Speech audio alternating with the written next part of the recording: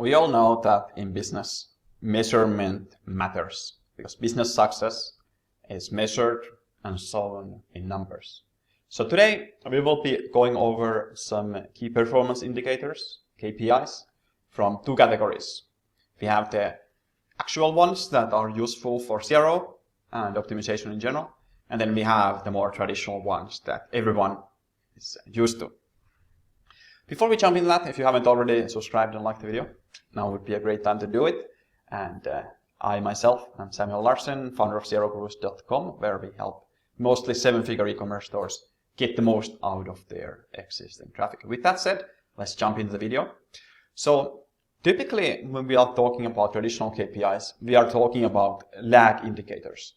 These indicators tell you what you have achieved, but they won't necessarily be able to drive you forward because it is a little bit like trying to drive the car from looking at the rear view mirror. They are good for validating the overall direction of the company, especially when it comes to past performance, but they are lagging behind. And if you are only looking at these, you will be always reacting to yesterday's data. Here it's good to understand that something has already happened, and now you are measuring something that has happened. It's good to do that, but it's not always that helpful because it's very difficult to predict things from these indicators alone. And they often have another underlooked aspect to it. And that is that they sometimes happen very scarcely, meaning there's not going to be like that many transactions on any given day. And this means that these indicators can vary a lot. So sometimes they're up, sometimes they're down, and you just end up reacting with data and randomness.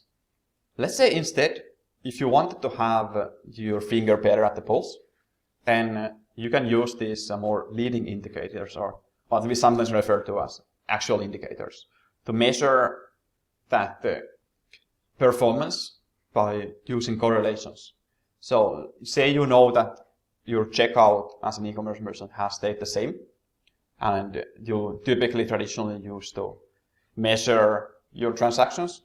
Now instead, what you could do is just measuring your checkout started, and that way you would have a lot more data for that, because of course you have checkout abandonments. And this will give you often a better data set, because they tend to correlate with transactions very heavily. And that way you actually are better at preparing and understanding how you should react to these changes. So look for correlating leading indicators that can predict how your traditional indicators or the lagging indicators are about to perform. And often the metrics used in, say, in the conversion rate optimization industry are based on some blend of these traditional indicators. So if, for example, you have traditional indicators, revenue, sales, and visitors, then your actual or leading indicators could be conversion rate, revenue per user, abandoned cart rate, those kinds of things. Maybe revenue per user is a little bit debatable whether that's on the leading or lagging part, but these are calculated based on these traditional ones. So they have their base there. And the thing with these ones is that once they are devised from the traditional ones, you would be able to also look at some things that correlate heavily on the future performance. So next time you are looking at your business wondering why things are down, just remember that the conversion rate is devised from this calculation of visitors divided by transaction. Revenue per user is revenue divided by your users. So they are metrics that are metrics requiring good bit of data and larger data sets. If you really want to judge your performance, you'd be better off using something a bit more micro.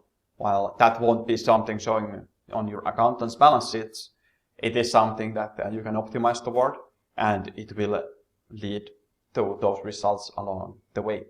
And that is something that you can focus on, not just these overall bigger, vaguer metrics when times of really high performance or times of really low performance. This will help keep your feet in the ground and make sure that you are not overreacting to good or bad news.